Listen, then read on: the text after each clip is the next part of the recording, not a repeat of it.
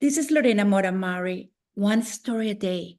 And thanks for the support of the Hispanic Chamber of Cincinnati, USA.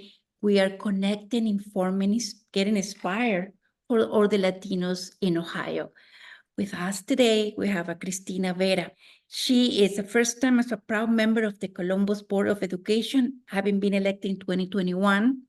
She was elected as board president in January 2024. She is as a proud graduate of Columbus City School, Brookhaven High School. She's a co-founder and director of operation of Femergy and social entrepreneur. Not only that, she's currently serves as advisory council member of Otterbein University. She's a podcaster too.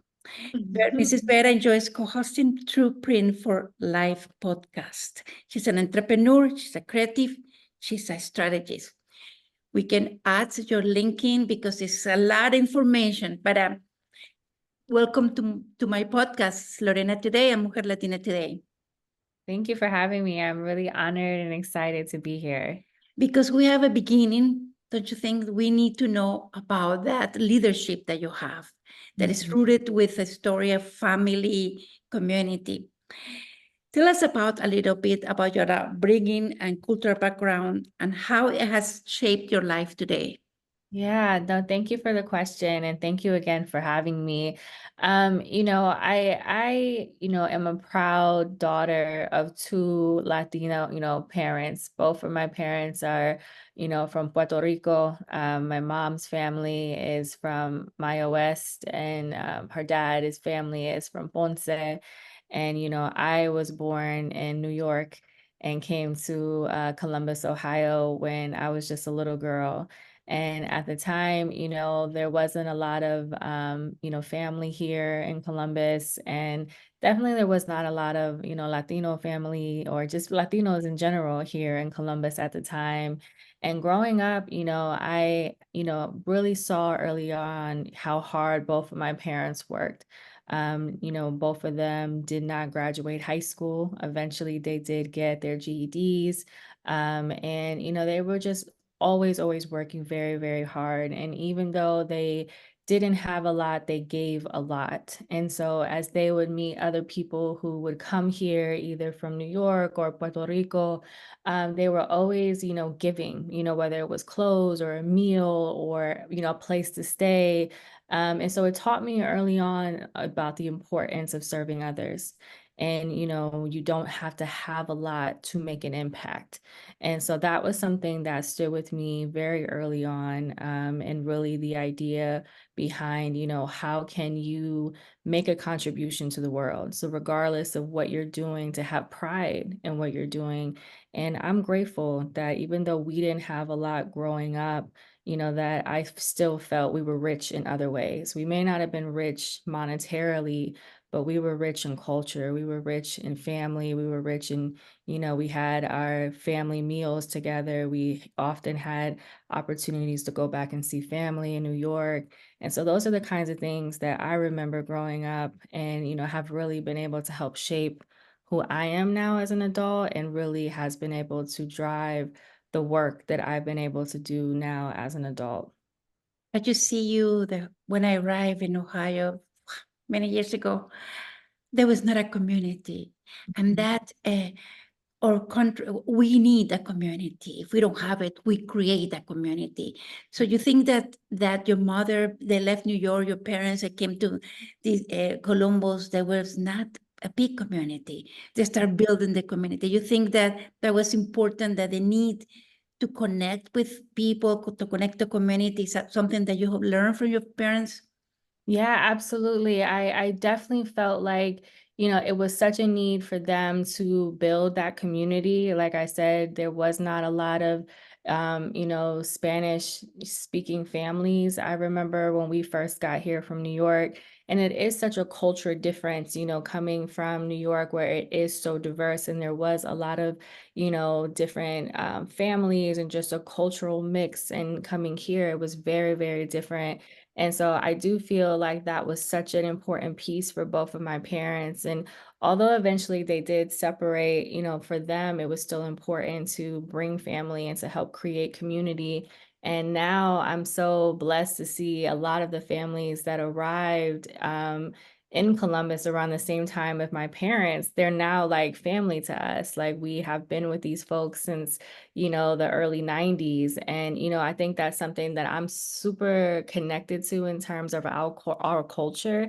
We are very community based people. And, if we don't have it, we create it. And that's something that I feel like is so necessary and something that I feel like is missing. I feel like that has changed quite a bit over the generations. You hear people talk about la comunidad, but it's not how it used to be. And we need to get back to creating that because it is truly necessary. And it's a big part of what I remember from my childhood.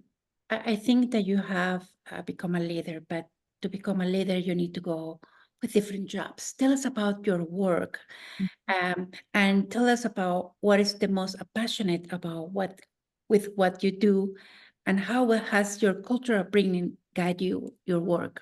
Yeah, thank you for the question. And so I have been very blessed to be able to find work that has been very passion driven for me. And Lorena, you have, been able to see this journey unfold for over a decade. As a co-founder of a nonprofit organization, Mylene Sambois and I co-founded Femergy over 10 years ago now. And, Femergy is a nonprofit organization that serves girls and women here in Central Ohio, providing support, providing community, providing access to programs and services that help them connect to other women and girls and job opportunities and career opportunities and mentoring and coaching and wellness. Because when we think back to as young Latina girls ourselves, a lot of what we went through and relocating here, what we saw our families go through economically, specifically our mothers, when they came, they struggled a lot. They struggled economically, socially. And for us, starting Femergy was an opportunity for us to be the resource we wish they had had or that we wish we had had when we were younger. And so, being able to start with an idea and see it grow into a full organization that serves a little over 1,500 girls and women a year. And now we actually have a Femergy Restorative Center in downtown Columbus. Our building is right on Grant Avenue, so 49 South Grant Avenue. And we run 4 different programs, 3 of which are for girls specifically. So middle and high school age girls. We also work with women. And so for me, that really kind of goes back to your initial question, just the work of the passion and wanting to serve others and ensuring that what we have learned over the years as women, we are giving that back to others. And so I've been blessed to be able to be a part of that. It started off with just Mylene and I, and now we have a team of about 5, which is really exciting.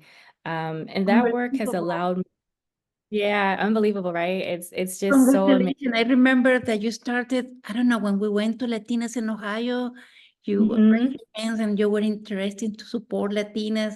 Look at you. mhm. This is a wonderful organization because the Thank most you. important is supporting us because Yeah, we just need that shoulder, el hombro support. see. And you just provide that with a organization. Yes, yes. And it continues to allow us to think about the needs because the needs change, right? And what the needs were 10 years ago and what they are today, they have changed, especially since, the pandemic. And that has really allowed, me to continue to be, at the pulse of what is happening in our community and how we as women, especially as Latina women, what can we be doing to ensure that there is representation, that there is access, that there is a voice for advocacy. And so, throughout the years, as part of my work in Femergy and working with girls, for so many years, I continue to think about the educational system. And, a big part of what I was continuing to see and have experienced firsthand growing up here in Columbus and going to school here, and my kids have gone to school here, I wanted to be able to offer my lens of expertise to the same school district that I went to. And so, back in 2020, 2021, I decided to run for office. I had never ran for office before. I had never really seen a lot of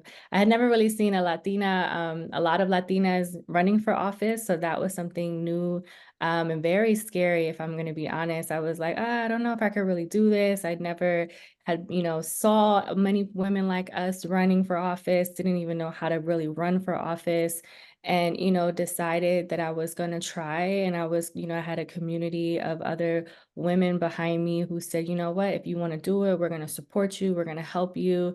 And they did, and we did it, and we won. And it was a really, really historical moment, because for a district, so Columbus, just so you know, Columbus City Schools is the largest urban public education district in the entire state of Ohio. It's the largest.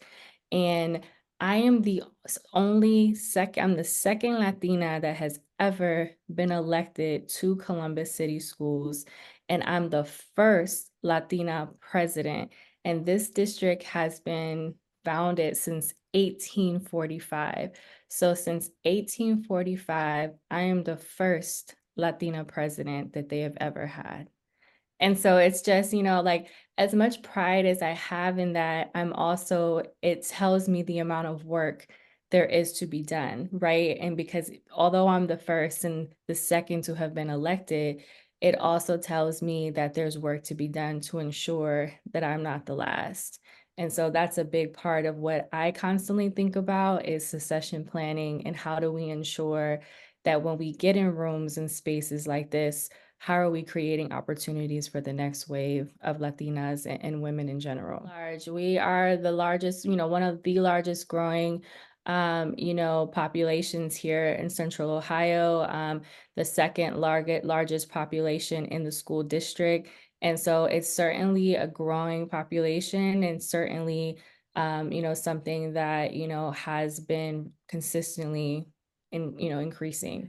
As a leader de la community, what advice you can give to us? You can tell. Yeah, I think the advice I would give is that you have to embrace your identity. I think for the longest, there's strength in us being able to embrace who we are and where we come from, and the lived experiences we have had. And I think, before I could get to a place of recognizing that I was an inspiration to others, I had to believe that I deserved to be there.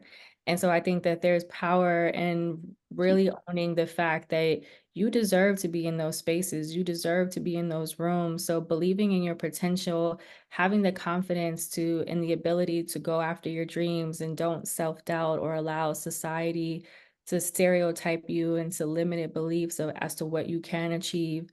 And I think education is key. You have to invest in yourself, whether it be, informal or formal, being able to ensure that you're constantly developing your skills.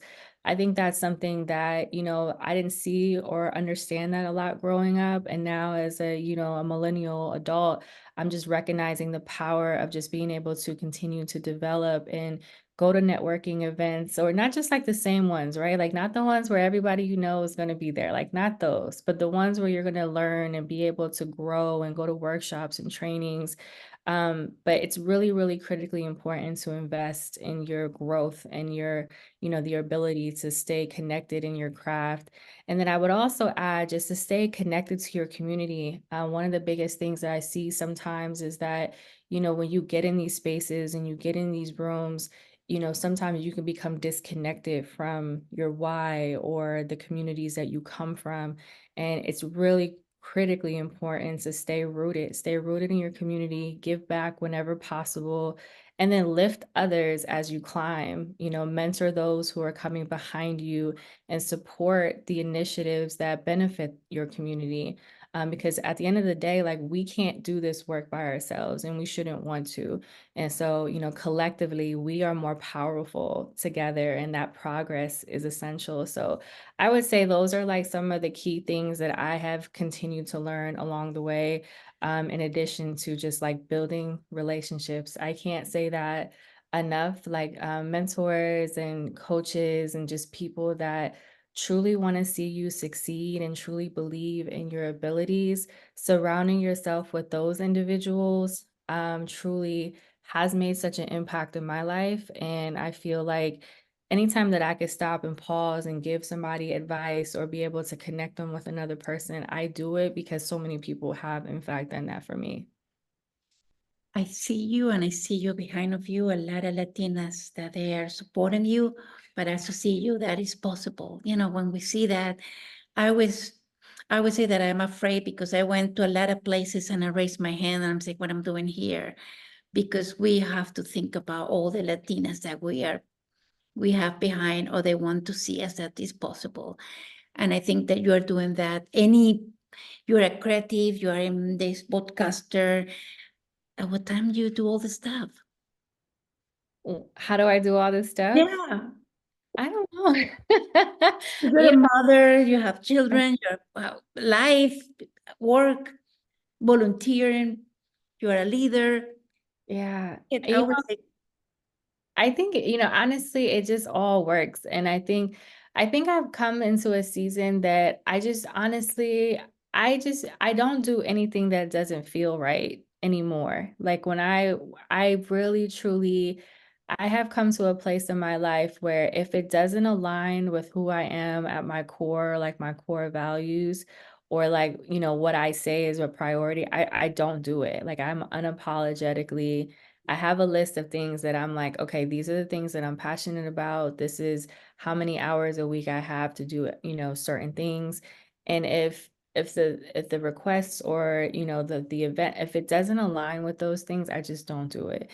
And if they do, then I'm very intentional about carving out the time and really thinking about, okay, I have this amount of hours a day that I can dedicate. Because when I'm at work, I'm working. When I'm with my family, I'm with my family. And I try not to, I have a very, like, for example, I'm very intentional about my schedule. So I like to take my kids to school in the morning. So that's a non negotiable for me. And so that's my time with them that I can be in the car with them. I can listen to them. I can drop them off. And so I don't take meetings before 10 a.m. So I drop them off. And then after that, I can go and do what I need to do. And so those are the kinds of things that, God willing, now I have the flexibility to say, okay, I'm not going to take a meeting before that. And I think those are the kinds of things that if you have the ability to kind of set the tone and the pace for your schedule and how you want to show up in spaces and meetings, and you have to do that. Otherwise, you're kind of just moving and you're not moving with intention. And that becomes exhausting. And then ultimately, you are not making the impact you want to make. And so, all of the things that you read that I do is truly because those are things that I'm really passionate about. And B, I carve out a certain now, some days it looks a hot mess. And so I won't say it's always perfect. But for the most part, I'm very, very clear about my time, what I will do and what I won't do. I think it's important that we know our value. Mhm. We had Latina today, and I know I don't want anything that minimizes. I rather not to post anything. I see myself, and I don't want to see somebody that I'm not. And that's why it's important that we know our value as a woman, as a Latina, because knowing our value, we can accomplish more things and learn to say no. I can see that there. Yes. Yeah, because you have to be able to stay true to your vision and your purpose. I think when you're able to stay focused on your vision and purpose, it truly does drive you towards, your why, especially on days when like everything is hard because there are hard days. Like some of the work I do is really hard, especially in the role that I play, with the school board. Like that is heavy, hard work. Some days it's very stressful and I don't have a lot of people that I can turn to talk to about those kinds of things because those are not things that other people really understand. It's so heavy and it's so complex.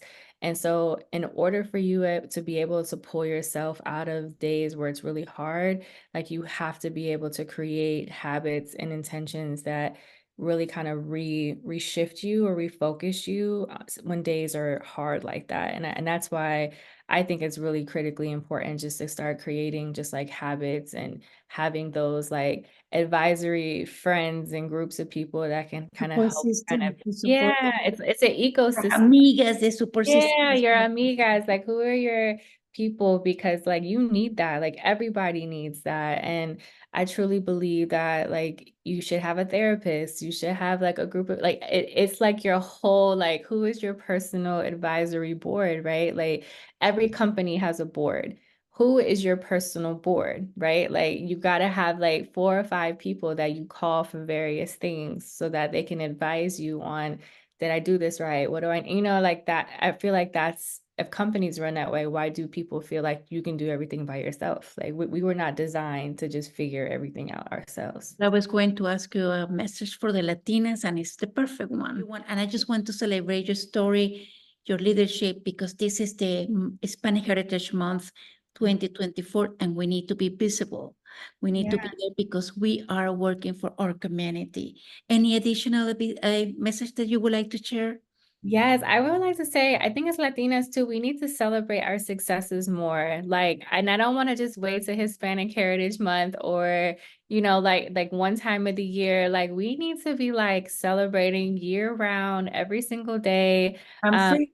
Yes, like acknowledge and celebrate your achievements, no matter how small, because they are valuable. And I think those are the types of things that as a Latina, it's like we need to pause, like, and really just take it in. Because I think we're kind of like this fuerte, like, this force constantly, like, okay, we did this, like, what's next? And we're just kind of like ingrained and like early on to just constantly be on this go mode. And I want us to start to really take the time to pause and to celebrate our successes and to be more in the moment and to really, really just like, no, be in the moment, be in awe and celebrate your wins because they matter. Like you are valued, you are seen, and your contributions to this world, this community are necessary. And, as a Latina and as a woman, like you need to take a minute to really take that in. If nobody else has celebrated you today, celebrate yourself. Well, thank you so much.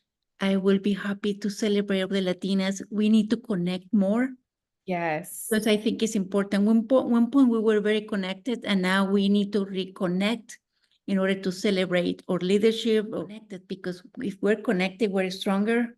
Yes. Juntos somos más fuertes, ¿verdad? Yes, yes, yes, yes. I couldn't agree more. And I'm so proud of you, Lorena. I know you interview women and you tell our stories all the time. And I just want to celebrate you for a moment. I have watched how you continue to have grown and what you do for women all across, not just Ohio, but, really across the country. And it's really an honor to watch what you have done and what you have built. And, it's really, really an honor. And thank you for advocating. You have advocated for Latinas and you have advocated to tell our stories. And whoever said that, we didn't have stories to tell, I know that they obviously, now feel really, really bad about that. And so just thank you. Thank you for advocating for us and for the work that you have been fighting for so long. And, your work matters. And so thank you. Thank you so much. You're welcome. Have a great day. Thank you.